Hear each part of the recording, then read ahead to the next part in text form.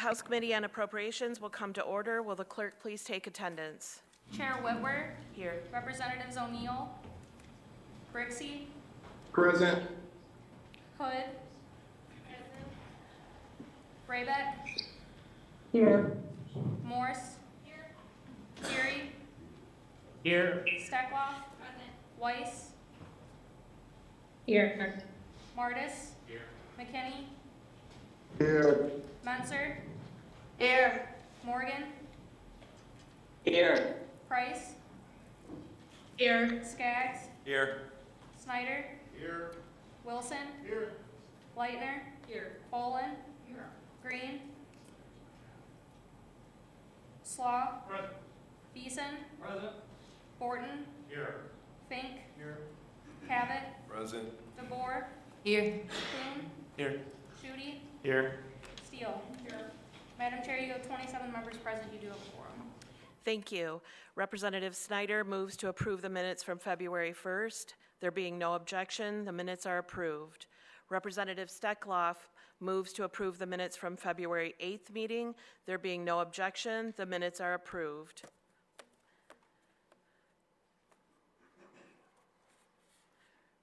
Representative Hood moves to excuse absent members. Without objection, the absent members will be excused from today's meeting. Thank you, everyone. Today we're excited to welcome back MEDC President and CEO Quentin Messer to the committee. Mr. Messer is accompanied by representatives from one of Michigan's most iconic companies and worldwide brands, Ford Motor Company's Chief Government Affairs Officer, Chris Smith. We're also joined by Derek Perry, Marshall's City Manager. Last time Mr. Messer was before the committee a few weeks ago, he gave a broad overview of the SOAR program and its successes to date. Today, I thought it would be beneficial for the committee to hear specifics on last week's joint announcement by Ford and Governor Whitmer to invest $3.5 billion into a Ford wholly owned new electric vehicle battery manufacturing plant near Marshall. It's expected to create 2,500 jobs and be literally transformational and once in a lifetime for this area. We understand that the automotive industry is at a critical juncture as it undergoes a transition from gas-powered vehicles to electric vehicles, and I'm pleased to see Ford has chosen Michigan for this transformative project. It was not that long ago that Michigan was not even on the short list for these types of projects. But now, thanks to the legislature's bipartisan efforts from last session to improve Michigan's economic development tools, we're not only competing, but we're winning. I'm sure Ford will address this in their remarks, but I'm hoping we can use this hearing to help dispel the misinformation that is circulating with respect to the level of Chinese involvement in the project, as well as to gain a better understanding of why this project is important for our state and the region's economic growth. In front of you are more than 20 stakeholder letters supporting this project.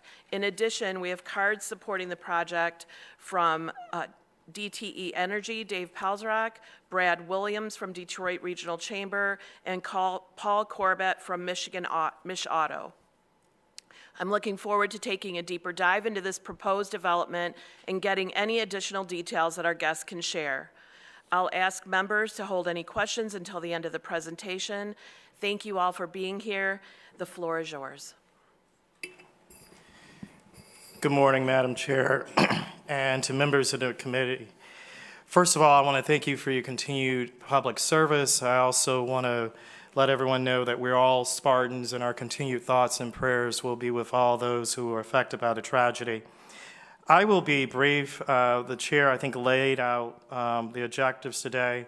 I just want to, in addition to Chris Smith from Ford Motor Company and Derek Perry, City Manager of Marshall, I just want to also let you know that Josh Hunt, Executive Vice President and Chief Project Officer for the Michigan Economic Development Corporation, and Kristen Armstrong, VP of Compliance and Associate General Counsel, as well as Greg Bird, our Managing Director for Legislative Affairs, are here.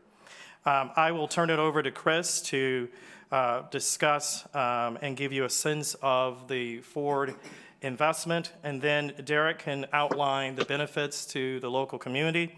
At the end of that, I can tell you if there are questions. I think you have the information about the anticipated use For the strategic site readiness dollars, I can address any questions there if it be the prerogative of the chairwoman.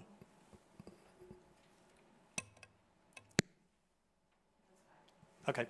Chris, please. Thanks, Quentin. Good morning, Chair Whitwer and committee members. Thank you so much for having me here today. My name is Chris Smith, and I'm Ford's Chief Government Affairs Officer. It's an honor to be with you here and to represent a great Michigan company. We're here to discuss our $3.5 billion investment in Marshall. We're so excited to be deepening our commitment to our home state. But before I share more about our plans for that facility, I thought it would help to put this recent announcement in context. Ford is America's #1 auto manufacturer, assembling more vehicles and employing more hourly workers in the United States than any other automaker. We're also leading the electric vehicle revolution. Ford is investing $50 billion in electric vehicles and the batteries and other components required to power them.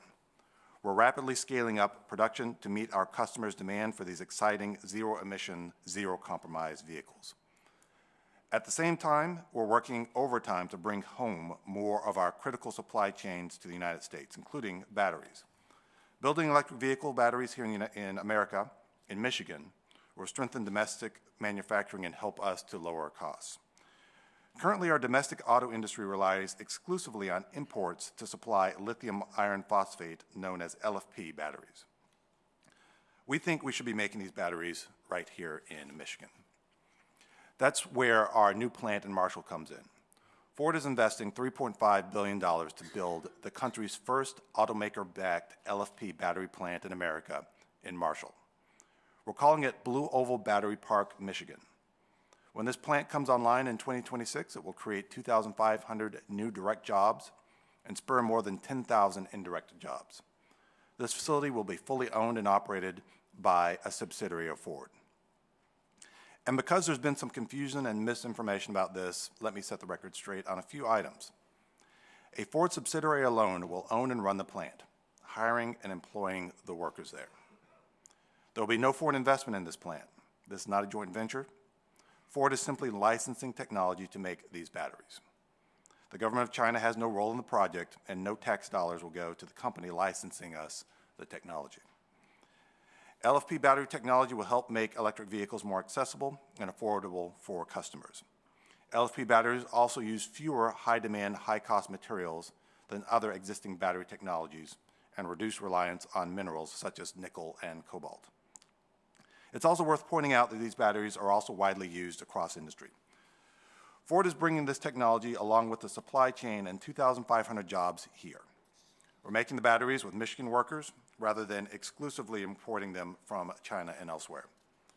Through this, we hope to improve American competitiveness, strengthen supply chain resilience and sustainability, and reduce U.S. reliance on foreign imports. To achieve these goals, Ford is licensing some technology from Contemporary Amperex Technology Limited, known as CATL, the world's largest battery manufacturer with specific expertise in LFP batteries. CATL currently uses this technology to make batteries in Europe and Asia for other global automakers. For the first time, Ford will make them in America, in Michigan. Blue Oval Battery Park, Michigan, and its workers will help us meet the ambitious goals we've set for ourselves as a company, and we're exceptionally proud to make Marshall, Michigan, the epicenter of this advance in battery technology. I thank you very much for having me here today, and I look forward to answering your questions.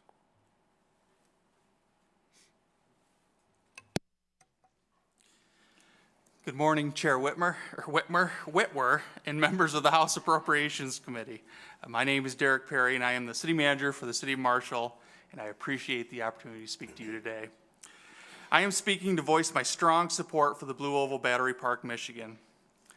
This once-in-a-generation development will spark investment and create an infusion of millions of dollars into the local economy, helping small businesses like restaurants and area shops.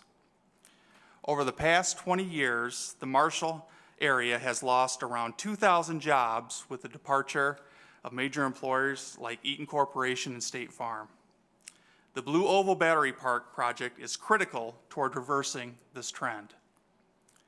The Blue Oval Battery Park investment of $3.5 billion will create 2,500 new high-paying manufacturing jobs. New personal incomes generated by these jobs will mean millions of dollars for our local small businesses, including restaurants, grocery stores, hardware stores, and retailers. This project also will be a magnet for additional new capital investment for roads and infrastructure, as well as higher paying property values and funding for police, fire, schools, and roads.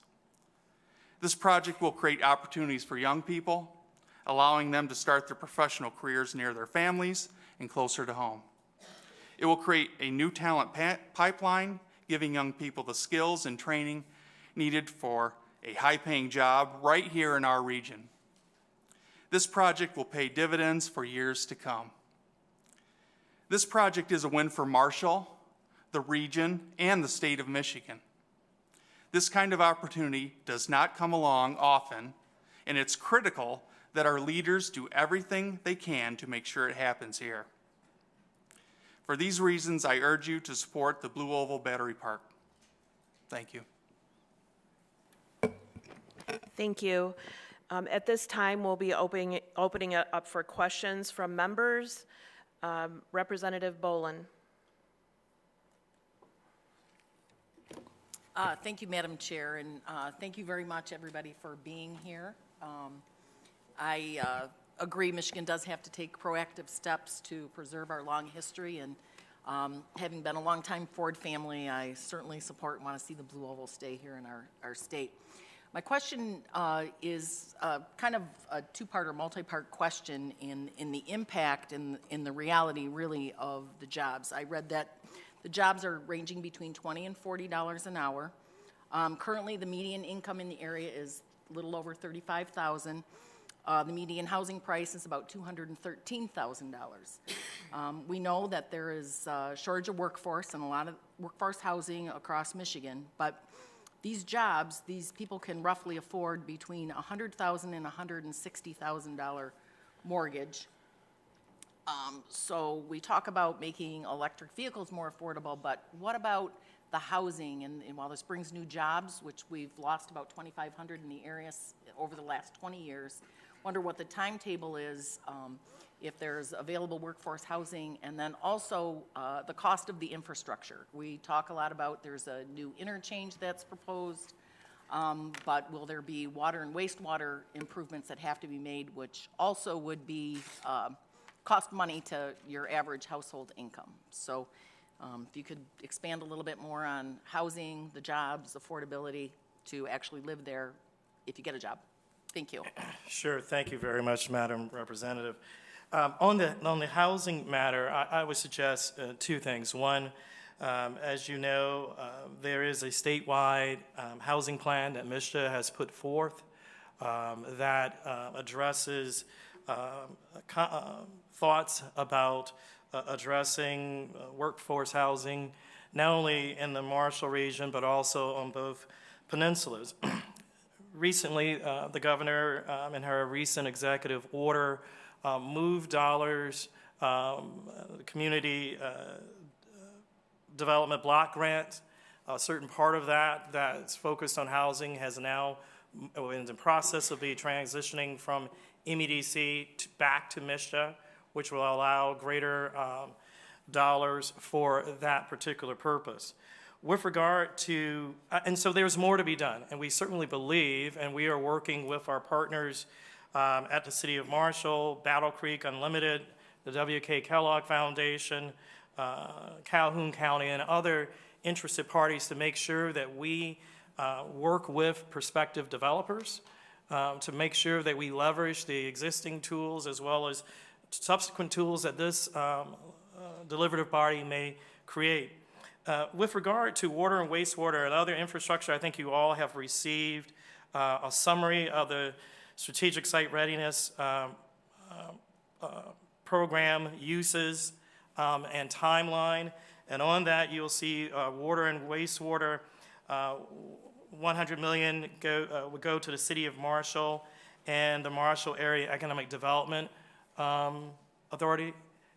Go ahead, you were going to say something, ma'am, please. My question relates more, not the investment in upgrading or updating the water and wastewater plant, but the ongoing costs and maintenance and future improvements. I mean, they can be very costly, having come from the local level. And so what do we anticipate is the ongoing cost, not just the capital investment for these workers? Derek, is that something that you may be better positioned to address, or we can talk about potentially providing information subsequently, but I'll turn it over to you. Sure. Chair, appreciate the question, Representative Bolin.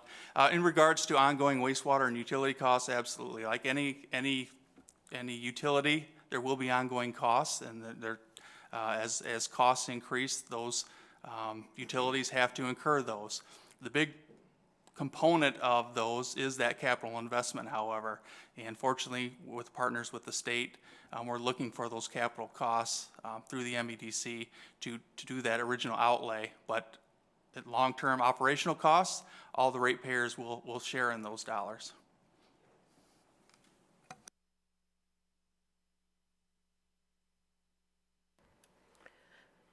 Representative Morse. Thank you, Madam Chair. So, as we all know, auto production ground to a halt during the COVID pandemic and is, slowly coming back, but we still see a lot of empty auto dealers with no vehicles or very few vehicles. And we also know that part of the problem was that the supply chain was not here in the United States. So, can you discuss the impact this investment will have on strengthening American and Michigan supply chain resiliency? Madam Chair, thank you very much, Representative Morse, for that question. So as you highlight, the pandemic and the global recession have impacted our supply chain in ways that Ford has had to react to. That's critical minerals, it's semiconductors and chips, it's other parts. So we're working very hard to make sure that we are shoring up that supply chain. As part of that, it's very important to make sure that we are, to the extent possible, building components here in the United States. So there's a couple of battery technologies that are important for us. NCM is nickel, cobalt, manganese is the standard battery technology that we're building in other plants. This facility built here in Michigan is going to give us the capability of building lithium phosphate batteries here in the United States, here in Michigan. So instead of having to import those components from other countries, we're going to build them here in Michigan. This is all part of us onshoring, friendshoring, nearshoring our supply chain. It takes time, takes a lot of work, but making investments in America, it's an important part of making sure that we're protecting that supply chain, building the business, and able to deliver the products that we need for our customers. Representative Borton. Thank you, Madam Chair. I've got a multi-part question. How involved will CATL be in the day-to-day operations? Will CATL be a minority partner or have a financial investment in the operation of Blue Oval? And finally, is the contract between Ford and CATL available for review? Madam Chair, Representative Borton, thank you so much for your question. So the plant is going to be wholly owned by a subsidiary of the Ford Motor Company. So this could be an American investment made in Michigan. There's not going to be it's not a joint venture. There's not going to be any foreign partners.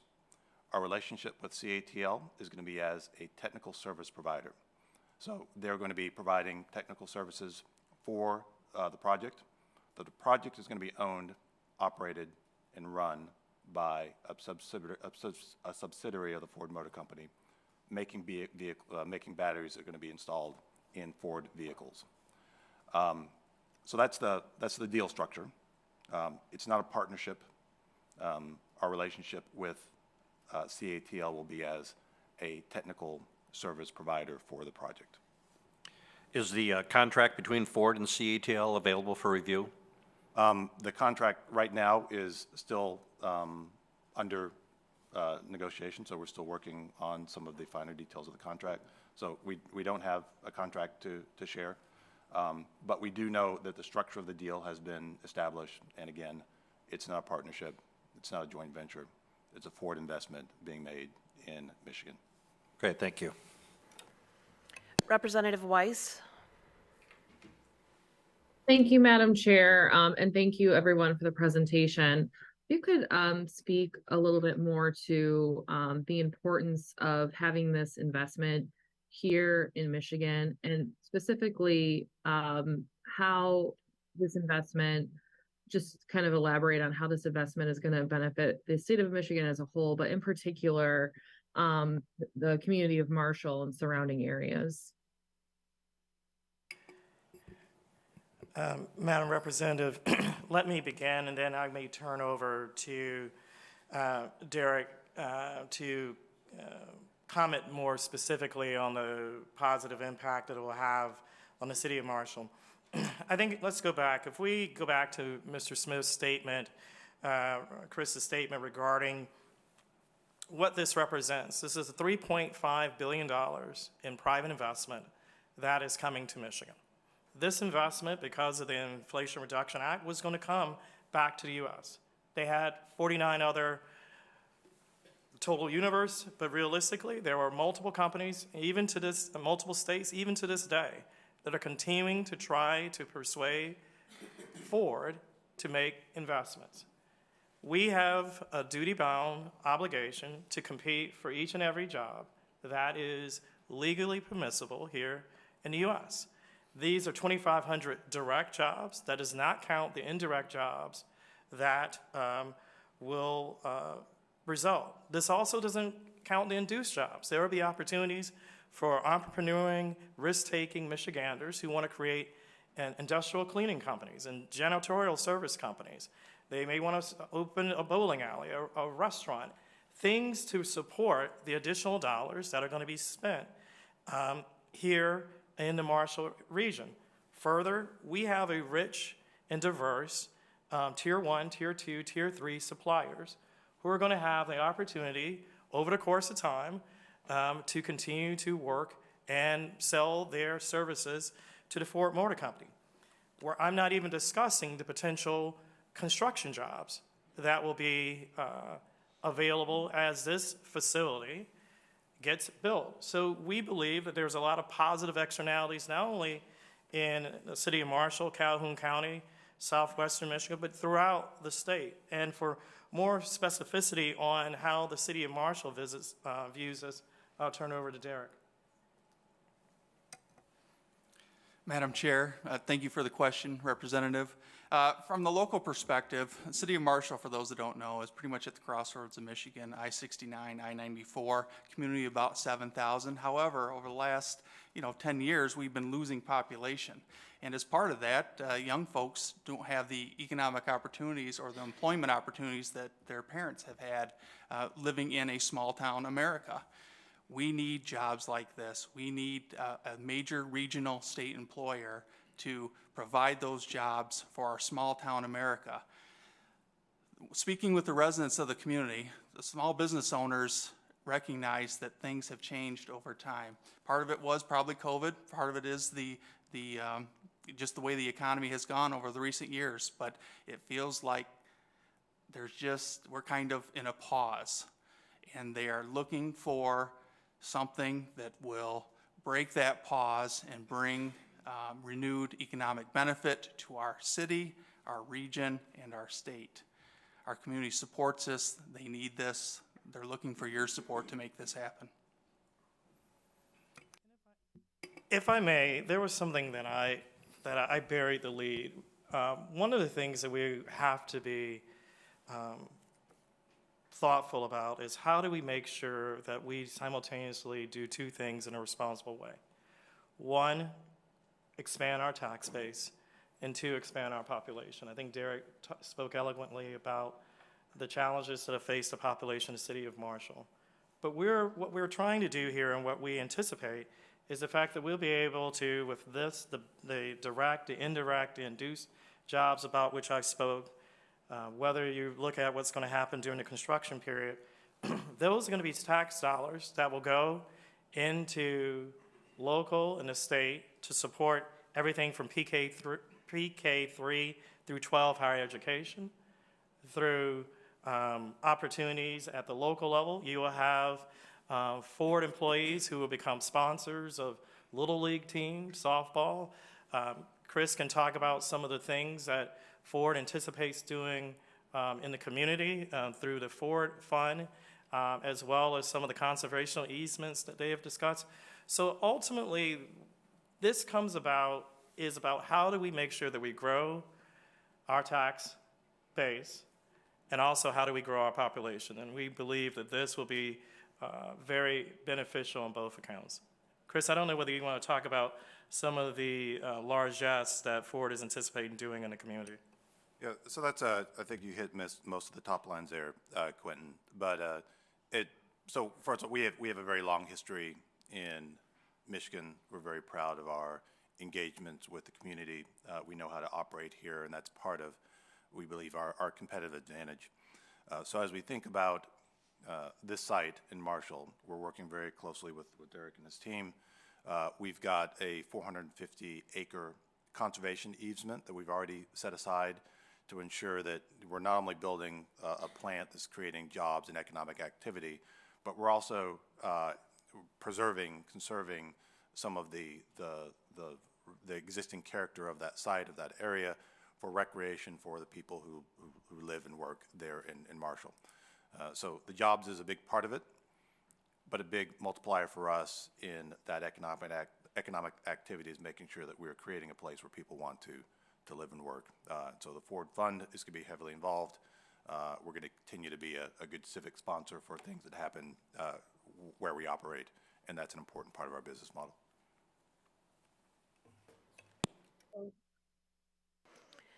Thank you. Representative DeBoer. Thank you, Madam Chair. I have a multidimensional infrastructure question. Once you take possession of the property, what kinds of work needs to be done to start facility construction, and what's the timing? Do utilities need to be brought in? Are there local and state roads that need to be upgraded for additional construction and facility traffic? And is there rail or other major things that would impact timing for getting the property ready for actual construction? Thank you so much, Madam Representative, for that. So the answer to the macro answer to all your questions is yes. They are all interrelated pieces. But specifically on roads, there are requirements for this. I want to pull back and sort of say something in the general piece. The fact that we have had the good fortune to earn and secure this investment on Ford allows us to accelerate what we would have had to have done to secure any project for this site. This site has been something that has been marketed, has been aspired and hoped for at least 10 to 15 years. And some of these opportunities, having Blue Oval Battery Park, Michigan, is accelerating our ability to get this together. We're also playing a bit of catch-up. Other states have been doing this for years, in fact, several decades. But we have a plan that is time-bound, that were this body to act, we will be right on time to be able to satisfy the requirements of Ford, as also to responsibly work with Derek and his team and others to make sure that they would have the wherewithal to make sure that all these obligations, you mentioned roads, you mentioned utilities. We're working with our partners in the utility sectors, both ITC and Consumers Energy, as well as with folks locally in Marshall. The rail piece is probably anticipated to start in 2024 or later, but some of the other pieces in roads, as well as others, will start immediately as soon as, and if this body decides to agree to this funding request that goes directly to this infrastructure. And let me, I buried the lead. what we have before you, not a dime will go to Ford. This will go to making sure that the infrastructure is secure, as you asked, Madam Rep. Thank you. Representative Steckloff? Thank you. Thank you, Madam Chair, and thank you, Quentin, and for everyone for being here today. Last time we kind of talked about the Blue Oval factory, how we did not get it in Michigan. What happened this time that we were able to secure this project here in the state? So without getting into a bunch of details on the last project, I mean, I can speak to this one certainly, and it sort of dovetails with the question that we just had on infrastructure. I think that working with Quentin and his team, with Derek and his team, and also with the Ford organization, you know, with Ford Land and all the experts within Ford, allowed us to make sure that we're making an apples-to-apples comparison when we look at the many opportunity sites that we had in front of us. There were some, you know, when we look at the universe of potential sites, there are places perhaps that might have had all of some of these roads or some of the utilities in place. But as we put together a plan with Quentin and his team, and we look at all the benefits of investing in Michigan, it really made the point for us that this is the competitive place for us to make this investment. So when we made that comparison, on an apples-to-apples basis, looking at all the advantages that you have here in Michigan, this is the site that we chose, and we're really excited to be expanding our footprint here in our home state. I don't think you could have picked a better location. I mean, you're talking about the crossroads really is of Michigan, and you're so close to Automotion Alley. My district alone has auto suppliers tier 1 through 3 all over the place. So I thank you for bringing this project to us. I'm very excited about it. Thank you. Thank you, Chair. Representative Cavett? Thank you, Madam Chair. Thank you, everyone, for being here today. It's a multi-pronged question real fast on employment. Could you just go through the process for staffing an operation like this? What is the timeline to fully staff the 2,500? And are those going to be new jobs? Or are you going to bring those from other factories? So we're in the earliest stages of thinking about this issue. Obviously, as you know, we're going through the process right now of getting to the final completion of our final investment decision. But we are already starting the process to think about hiring. It's a complex process because you have to identify personnel, get them trained, and be ready for operations by 2026. That's a very fast timeline. We do think these are going to be new jobs. In many cases, they're new skill sets. And so, we are working, together with the local communities, with our own human resources process to make sure we identify and train and get workers ready for startup. So these are going to be newer jobs, the majority of them, not existing jobs shuffled from other facilities. These are 2,500 new jobs. All right. Thank you very much. Representative Menser?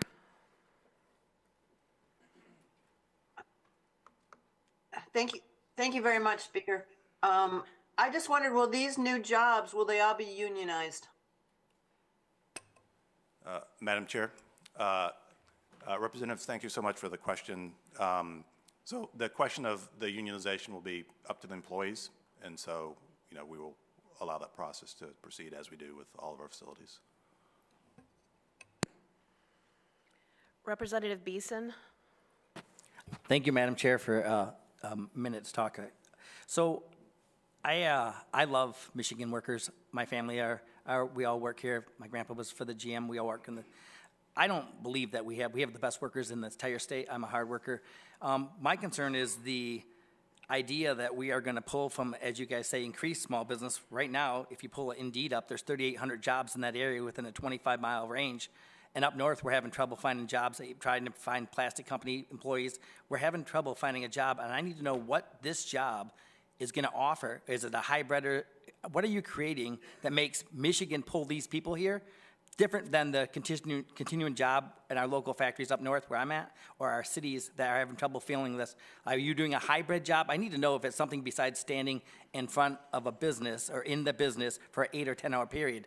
Because otherwise, you're not creating anything different than you're already having trouble with people to fill in your area. So I'm excited to hear what this new job that we're going to make for Ford is going to offer, more so than the 3,800 small businesses like Nash Finch that has 27 openings in the 2 local farm fairs that can go under if we take away those hard workers that stay at that job, that actually are there, that are getting paid a good money with a retirement and everything like I'm seeing right now, because I'm familiar with that. We have 27 jobs, 12 in Marshall, 12 in Battle Creek. What are we going to do different at this place? So thank you, Mr. Representative, and I think you hit on a very important point. So I think it's a holistic approach. If we pull back, we need to do a lot of things, but let me just highlight 3 things to address what you've talked about, which is a phenomenon on both peninsulas. We need to increase our labor force participation rate, and we need to find out what are those constraints that are preventing people from presenting themselves into and make themselves available for employment. There are a variety of different things. Some of them, this body will be able to work with the executive branch to see if there's elder care and child care. That's one thing that have constrained people. We talked a little bit about housing earlier. Housing affordability is another thing. This body will have an opportunity to work with the executive branch on developing solutions for that. I know that there have been conversations about mobility.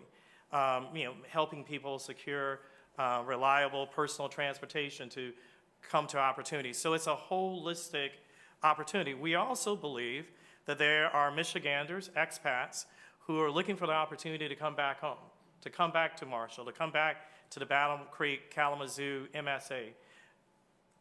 Graduates, young graduates who are finishing from all of our Michigan universities who wish to stay in Michigan and now have an exciting opportunity to be part of creating the vehicles of the future. I'm not saying it's going to be easy, but it's a holistic approach that this will be a part of. We do know that there are positive multipliers. We know that when we add one automotive job, we tend to see at least a magnitude of 3 people either move into an area or at least establish commuting.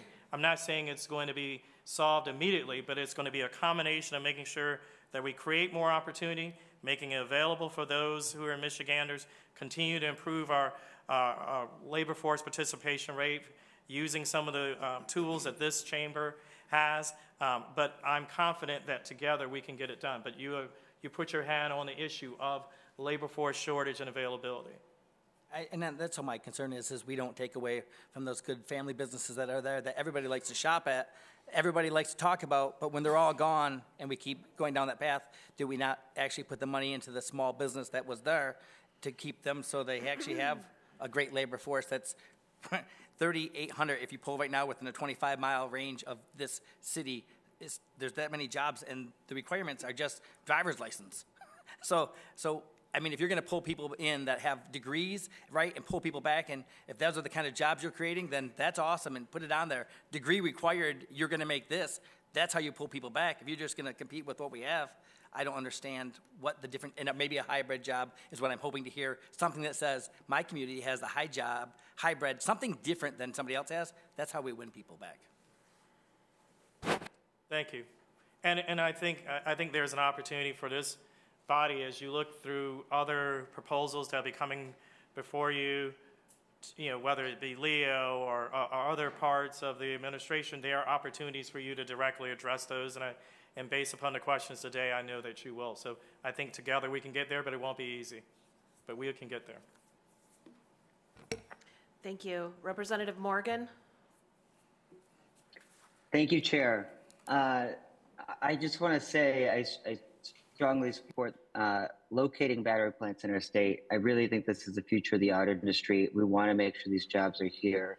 My concern, which is leading to my question here, is that we're going to invest considerable resources turning farmland into a factory when we have so many abandoned auto sites throughout Michigan. And I know it's not that simple, but I guess my 2 questions here together are, why this site in Marshall rather than finding a way to make an abandoned auto or manufacturing plant in our state work? I suspect you have a good answer to that, and this perhaps could contribute to those sites being more active. And then can you commit to us that the subsidiary of Ford will not lead to another abandoned plant in the future? We're building a large piece of land out with infrastructure, and I just want to make sure that we're not going to leave that site contaminated in the future without a good source of jobs in that community. So, Madam Chair, Representative Morgan, so thank you so much for that question. So that's a big question. I'll address it in two parts. First, we are in Marshall because it's the right site for us.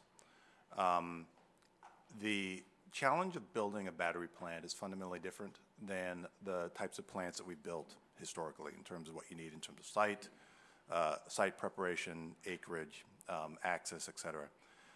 So when we look at other potential opportunities, which in many cases are currently running at capacity, there was not the opportunity to take an existing site and convert it into something else because the two plants are fundamentally different. They operate different, they have different requirements.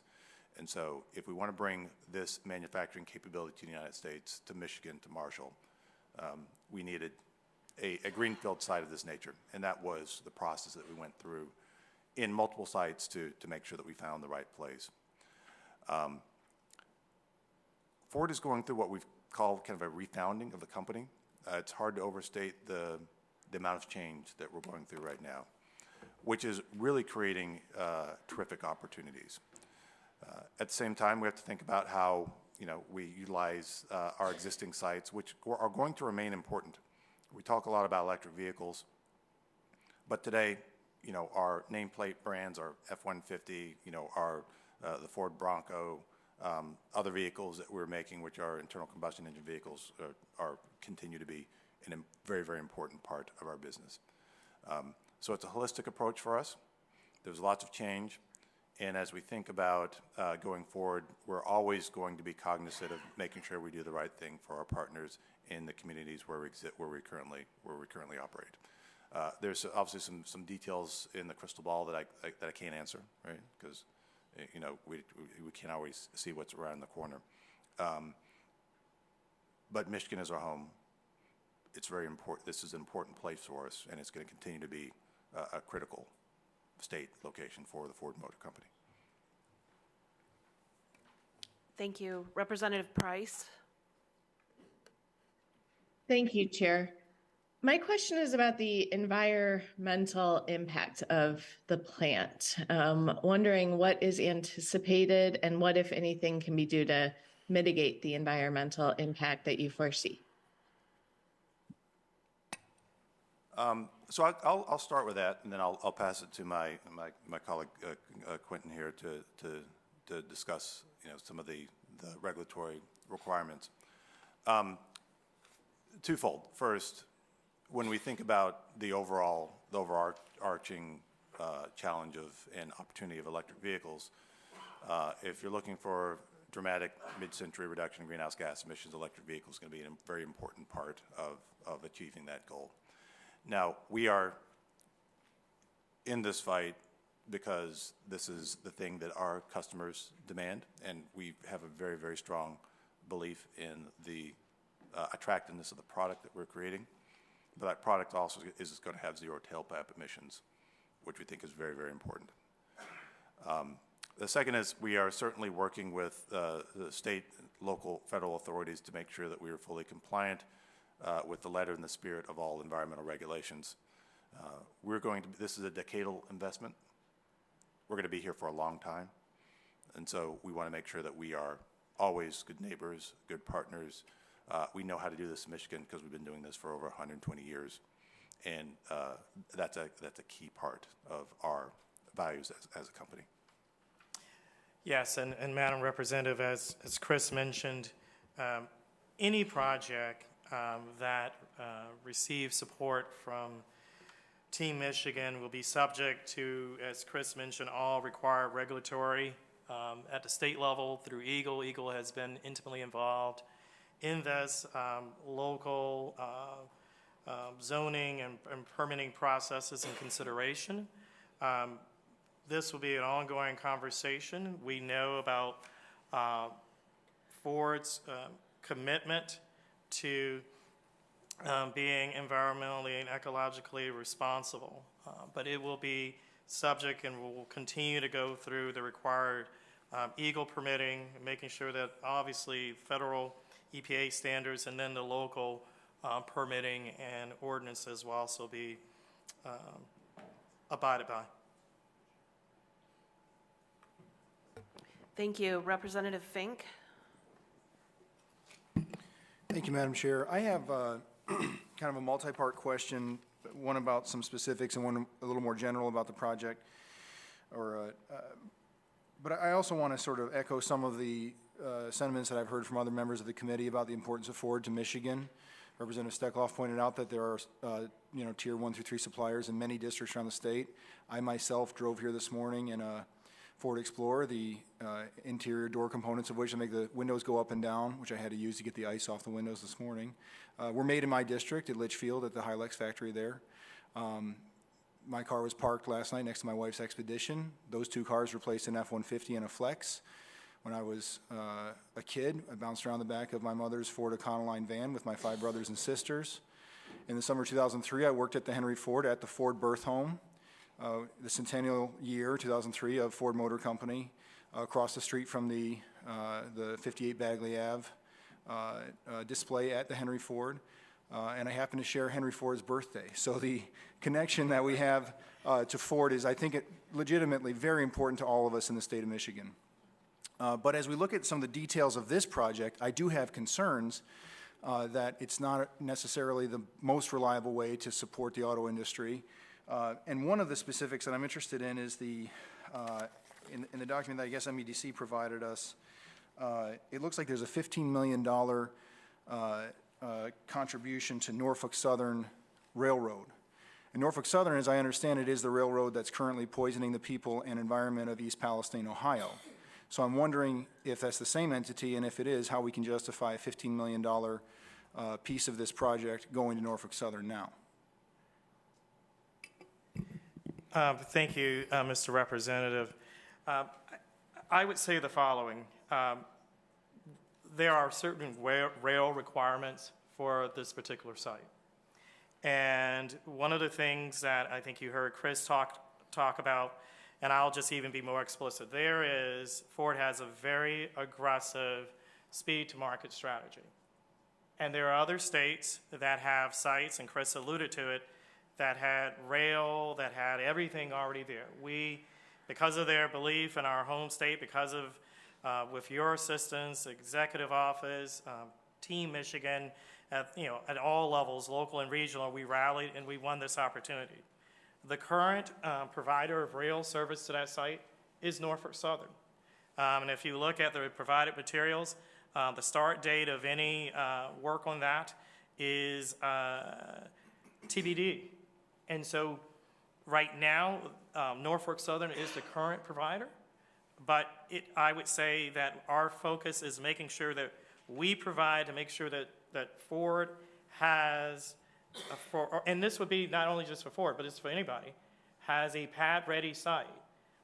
There's a I don't know who's going to be the rail provider when those dollars will actually go out the door. So I think the way to look at this is not necessarily dollars that are going to Norfolk Southern because of Norfolk Southern, but in support of making sure that we have a pad-ready, investment-ready site for Ford to use. And that is TBD. I don't know whether you wanted to comment further, but based upon our interpretation, we asked for what must be true in order to win. These are some of the requirements, making sure that to compete with other states, we needed to make sure that we could support the rail improvements that were required, and currently Norfolk Southern is that rail provider. So that's our answer why we're doing that. Well, so I appreciate that answer, and I guess it just highlights the need to be choosing providers that are consistent with the the future economic growth and the health and safety of our communities. And so I think you can understand why Norfolk Southern right now is raising concerns. I mean, they also had a derailment in Michigan recently. And so the reliability of that provision of services, I think, is a major question. And I guess that sort of brings me to the more general question I have here. Now, I understand that, I understand we made the point this morning that CATL cattle will not be a direct recipient of the funds here. But I also understand that Ford is only going to do this project if the state of Michigan facilitates it with at least $1 billion. And I don't think that cattle will participate unless Ford gives some of the money to cattle. And so I just don't see how we can take seriously the claim that they may not be a partner, they may not have equity, but they're going to receive money because of any appropriation that we get here. I mean, that just cannot be denied, or they wouldn't be participating. And then the reason that I think is important to hang on to is because, you know, I understand that you know, the perspective we were being brought this morning is that it's not the Chinese government or the Chinese Communist Party that is the entity here. But I'm sure you're aware that the Chinese national intelligence law requires all Chinese companies to cooperate with the intelligence gathering operations of the Chinese government, which is wholly controlled by the Chinese Communist Party. So I think we can't talk about this seriously by simply saying, well, they're not going to be a direct recipient. I mean, what is the real substantive reason that we shouldn't be concerned about the presence of an entity that is legally subject to the control of the CCP according to the laws of their own country? What is the real response to that?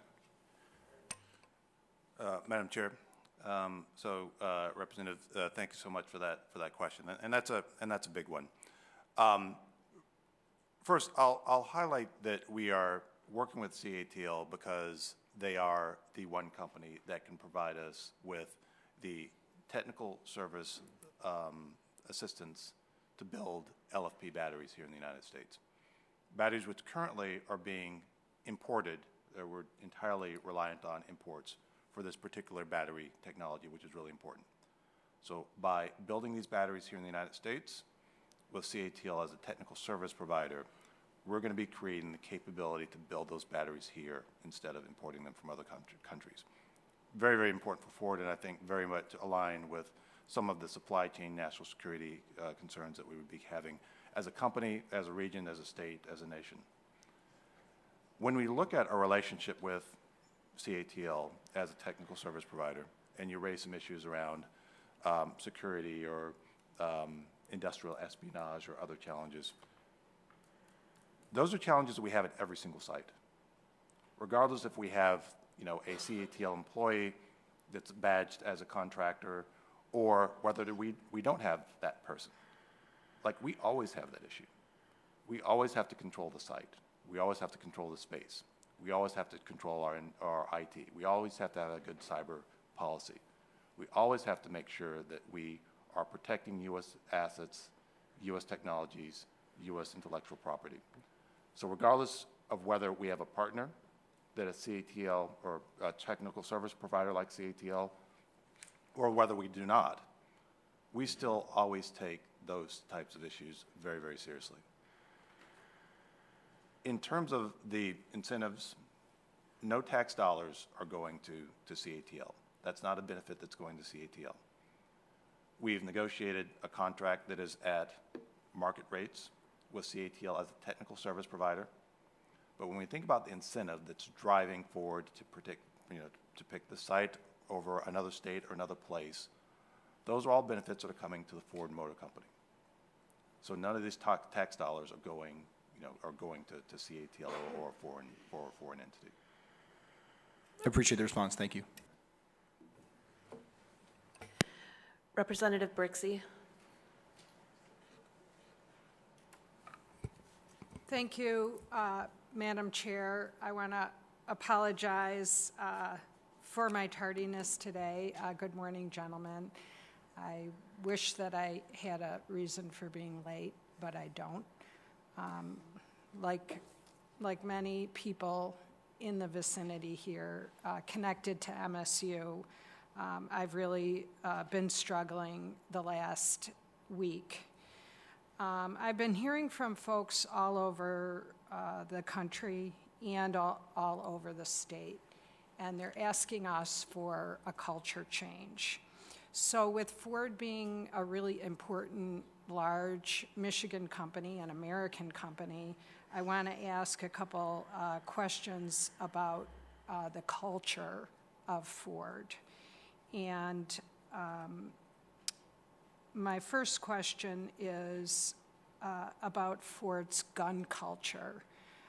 Do you allow, Mr. Smith, do you allow guns in your factories? Madam Chair, Representative, thank you so much for the question. I actually don't know the answer to that question off the top of my head, so I don't want to speculate on it. Does someone else here know, and could they come to the podium to answer the question? There's someone nodding their head behind you. Yeah, so that would be a no. So you do not, and could you identify yourself as having answered? Come up to speak into the microphone so the clerks can record it. Can you state your name for the record and then answer the question? Yep. Hi, Madam Chair, Representative Brixey. I'm Gabby Bruno in Ford Government Affairs, and we do not allow guns in our Ford facilities. Thank you, Gabby. I have another question that may be a you question regarding Ford's culture. In terms of diversity, is Ford an LGBT inclusive company?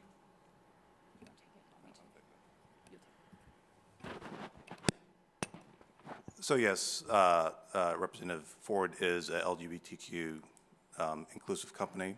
That's an important part of our values.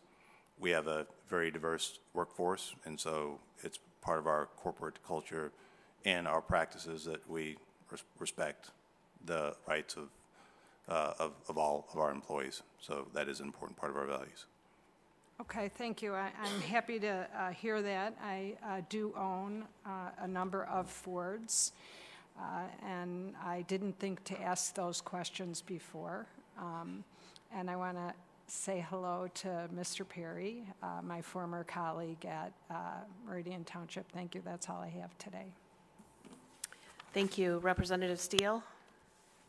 Thank you, Madam Chair. I just kind of wanted to piggyback on Rep. Morgan's concern about utilizing the resources for one specific project. So I am on the Transportation Committee, and it looks to me, and I just wanted to, so I'm making a comment and then I have a question, that this project is about a third of the whole transportation budget, and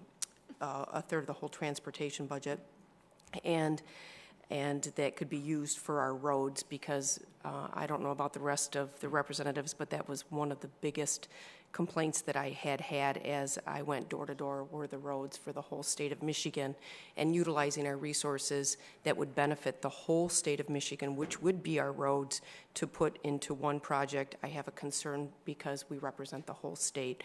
So that's just my comment up front, and then my question would be specifically, because I'm not sure if I've got the numbers down precisely, but Ford is investing $3.5 billion, and I think that we already allocated $200 million, and this is an additional allocation of $800 million. So I'm not sure where Ford stops and the state starts. So we're talking so far, I think, $1 billion of funding from the state for this project, and I know that there's Renaissance taxes abatements also attributed to this project. So I'm just really not sure of the total Ford cost and the total state cost, because I think that we should look at the total state cost and what we're not utilizing for all of our residents just for this one project. Thank you. Thank you, Madam Representative. Let me just suggest the following. If it be the committee's prerogative, the $330 million that would go to MDOT and the Marshall Area Economic Development Authority for roads would be through the Strategic Site Readiness Program of SOAR. And as I understand it, that is a different pool of resources than the broader MDOT budget. Now, obviously, you're on the committee, and if I'm mistaken, someone can correct me. But this is, the request here is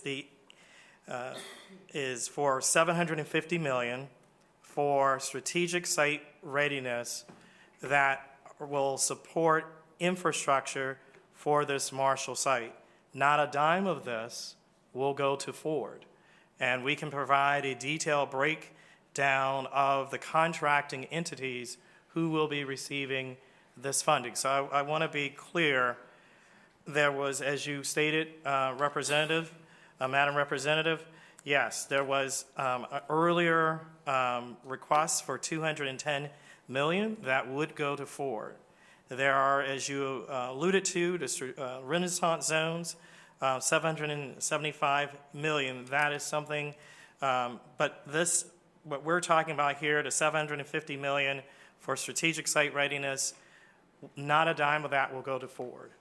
So I'm trying to set the parameters of, as you mentioned, where the Ford investment begins and ends, and hopefully that gives some clarity, and I'm happy to provide even more information if that's not clear, because we do have a summary of the uses of the Strategic Site Readiness Program dollars for which we're having a conversation today. And just to follow up, if that's okay, but we wouldn't invest $750 million unless we built this site. So this is specifically for this project, not the site. But we wouldn't invest that unless we had the entire project on the right hand ready to be started. Yeah, I would say we are accelerating the timeline for this investment. But as I stated earlier, we ask ourselves what must be trues in order to secure investment. And we believe, and as we've talked to companies across the world, having a pad-ready site is incredibly important. I just happen to have a magazine. This is one of the leading magazines. It's called Site Selection Magazine. We can make sure that you have a copy of it. But in it, Kansas City, Missouri, is marketing a 3,300-acre master plan megasite. And if I quickly thumb through this, there are other sites that are similarly advertised. So this is our competition. So we're trying to rise and make sure that Michigan is able to compete. But to your point, yes, this landmark announcement by Ford for Blue Oval Battery Park, Michigan, is accelerating our investment because we have an opportunity. Other states have made these investments and have just been waiting, hoping that someone will occupy them. We have the good fortune that the timing is aligned, so we can begin to immediately see a shortened timeline before we get those positive tax benefits about which I alluded to earlier. Representative Skaggs. Thank you, Chair, and thanks for everyone for coming in and testifying. I'm certainly excited about this public-private partnership, which we have seen in West Michigan, both as a city commissioner and a county commissioner, really allow our region to have job growth, economic growth, and population growth. And that's one of the things that I just wanted to mention in a preamble is basically my economic develop officer, Randy Thanlin at the Right Place, likes to talk about an abundance mindset that we have to have. I guess it's a field of dreams mindset, that if we build it, or if we build it in partnership with Ford and our local partners, that they'll come, that the jobs will come. And we won't be poaching from each other. We'll be driving new jobs. We'll be driving our young people who might otherwise leave our state to stay here or to come back. So I share Rep. Morgan's enthusiasm. I can't quite get there, but I also share Rep. Steckloff's enthusiasm. I know that our customers are demanding this because I'm one of them. I've been on the wait list for a Ford Mach-E for 5 months. So I know that there's a market for this. I want to go back to and I suppose this is the problem with going so late. I want to go back to a little bit to an answer that Mr. Messer has given a couple of times, but the first time to Rep. DeBoer's question, and then again to Rep. Steele's question. So we hear a lot about economic development, and this project and other projects as giving a blank check to corporations. But as I'm going back to the document that we were given, the Hickory SSRP funding document, and as I think has been made clear, but we'll call this a question for emphasis. This money is being used, as far as I can tell, for land acquisition, for preparing that land for site preparation to build this factory, for water, for wastewater, for utilities, for stormwater, for fiber optics, and then for roads, highways, and rail. Again, none of this is going directly to the corporation. It is not a blank check to the corporation. It is simply smart government to build the infrastructure around which private enterprise can thrive. So if there's a question in there, Quentin, I'd be happy to let you go on for, I'm sure the chair would be happy to let you go on for 30 seconds or a minute, but I think it's absolutely vital to understand, really what we're talking about here beyond all the storm and drain. Yeah, thank you so much, Mr. Representative. You're absolutely right. Not a dime of this will go to Ford. It is going for all those purposes you just outlined. The other thing that I want to go back to, when I introduced my colleagues from MEDC, our Vice President of Compliance and Associate General Counsel, Kristen Armstrong, is here. Even with this request, none of this is going to Ford. We still have a process by which we will monitor the disbursements of the dollars to ensure that these items that we've discussed, these activities, are occurring. And so we want to make sure that this body, and more importantly, the 10 million plus Michiganders on both peninsulas, understand that we want to make sure there is monitoring and we are paying for what we anticipate receiving. So as you mentioned, Mr. Representative, not a dime will go to Ford, and moreover, we're going to monitor and make sure that there's progress. If there's not progress, there will not be payment. And so I think that's critical to highlight. And thank you for your question. Thank you. Representative Hood. Thank you, Chair Whitwer, and thank you to each of you for your roles in bringing this great asset to Michigan. I'm very excited about the project overall. I've stated in some of our previous discussions around SOAR investments that we need to, of course, look at manufacturing jobs. You mentioned or maybe one of our colleagues on the other side of the aisle mentioned a range of $20 to $40 per hour. Respectfully, those aren't the types of jobs that are going to attract people back home or to keep young professionals in the area. So can you talk about the different aspects of employment in the plant itself, the way that this may trigger higher-end tech jobs to be brought to the state or to remain in the state? And then can you also touch on the multiplier of this project? I heard one statement about the multiplier being, for every one job in this Blue Oval battery plant, we would see an additional 3 jobs. Does that equation play out economically as well? For every dollar that we invest, we anticipate seeing economic growth at the range of $3 per dollar invested. Thank you.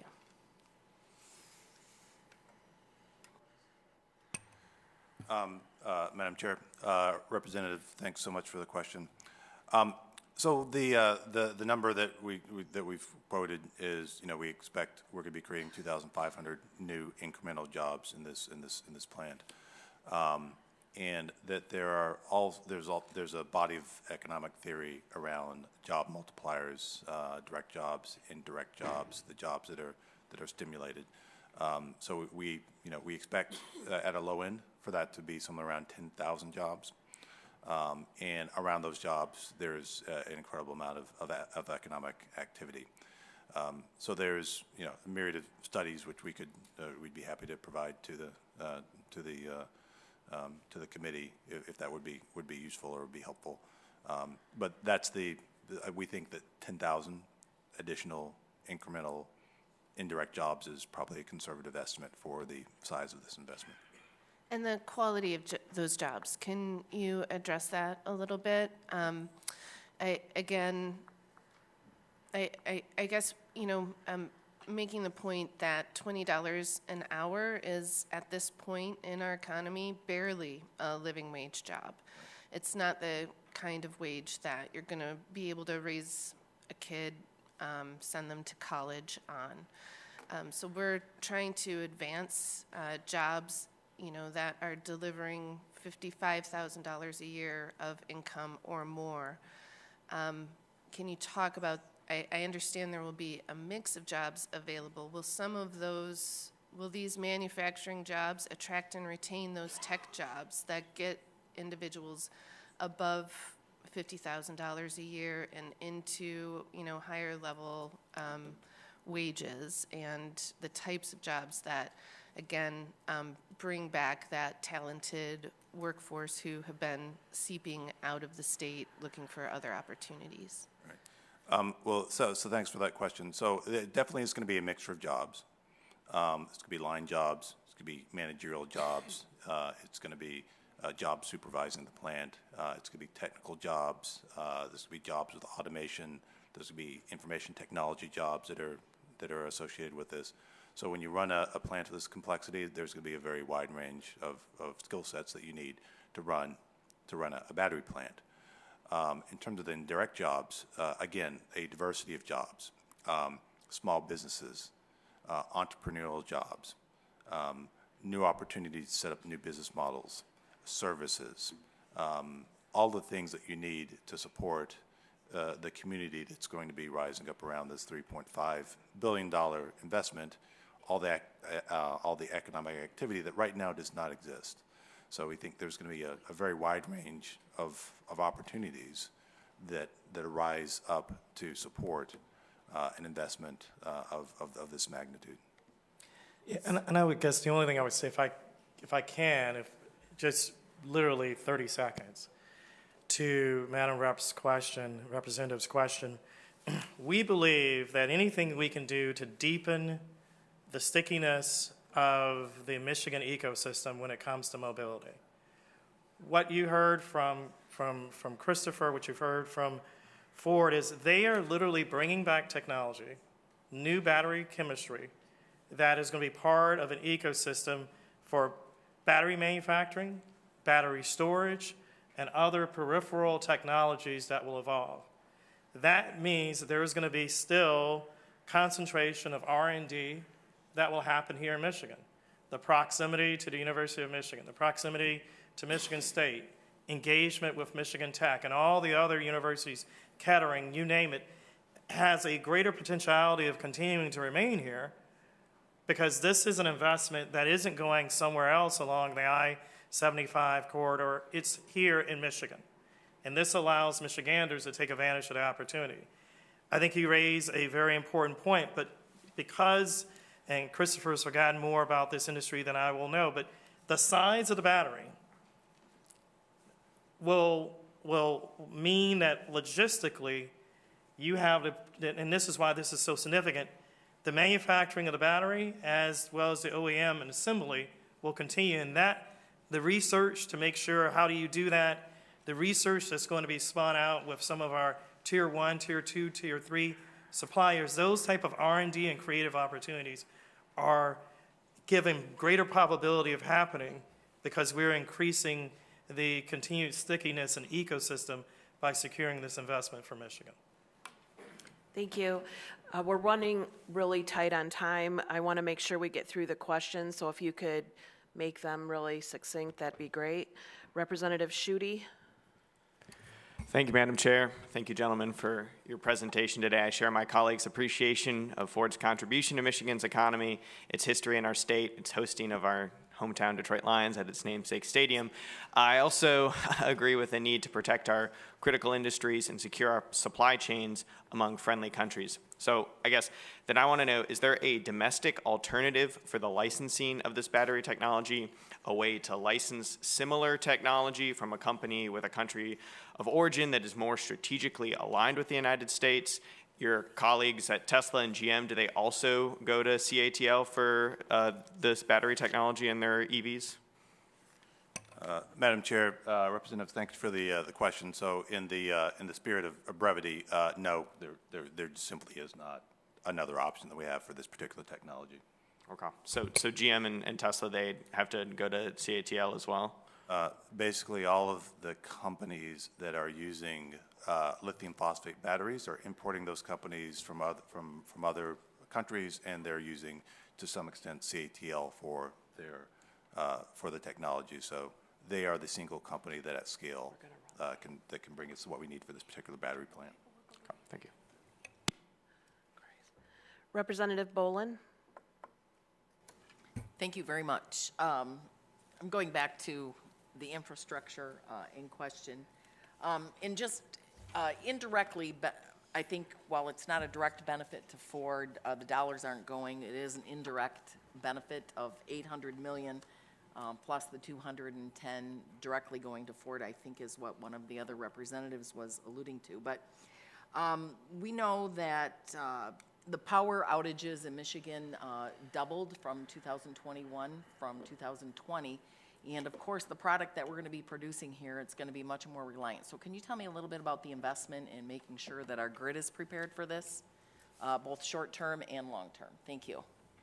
Thank you so much, Madam Representative. I would say the following. We have been working, when I say we, Team Michigan, a big part of that is the Michigan Public Service Commission, our two publicly traded utilities, as well as our other utility providers, to make sure that we have grid reliability that's prepared to have a significant power user like this. And so we are confident. We obviously have to continue to ensure that as both consumers and DTE make the transition toward cleaner sources of energy, that we make sure that we don't lose reliability. But you raise an important point, but they have been a part of these conversations. These have not been conversations in isolation. We understand that this is a holistic opportunity that has to be done thoughtfully for all Michiganders. Thank you. Can I just clarification then, will there be an additional investment necessary at some point in the near future to accommodate the impact? I think at this, let me say, I don't know the answer, but my hypothesis will be, if it is not necessarily specifically tied to this project, but to the broader question of making sure that our grid is reliable and making sure that as we add these power users, and this is not something that you decide today and tomorrow we're going to have Ford plugging in. This is going to be over time, that this can be thoughtfully done. But I can't speak to the requirements, and the particular provider here will be Consumers Energy as well as ITC on the transmission. All right, thank you. Representative Leitner. Thank you, Madam Chair. Thank you, gentlemen, for being here today. Appreciate your time and answering all of our questions. So I just have a question as a farmer in the area as well. I understand you guys are in the business of producing the batteries, but a lot of us who are good stewards of the land also want to know what the plan is for the batteries when they're done. Is that part of your plan as well? For some sort of disposal site as well, since there is so much property there? And what steps are you taking to ensure that there isn't going to be a battery wasteland in our community? Madam Chair, Representative, thank you so much for the question. So thinking about a circular economy for batteries is an important part of our consideration about how this is going to grow. We're moving from our current levels to an expected run rate of 600,000 electric vehicles by the end of this year, to an expected run rate, annual run rate of 2 million electric vehicles per year by the end of 2030. And so that's a dramatic rate of growth.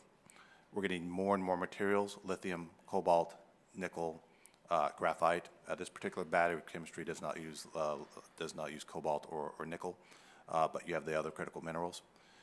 There is an intense value chain to extract these minerals, but imagine these batteries at the end of their life. Instead of having to extract minerals from hard rock mining, you can extract those minerals from the batteries in recycling. That's a nascent business model right now because we're still in the growth phase. But certainly looking forward, it's an important part of how we think about how the automotive industry overall is going to meet its requirements for the value chain. So that's a key consideration. A battery that is at end of life is still has a lot of value. And so there's going to be a driver to make sure that we're extracting that value in a way that's efficient and that minimizes the impact on the environment and maximizes the value of the business. Thank you. And our last question will be from Representative Snyder. Thank you, Madam Chair, and thank you for being here this morning. I feel like I'm kind of about to beat a dead horse here, but I would like you to clarify one final time for members of this committee, just because I believe its importance is paramount.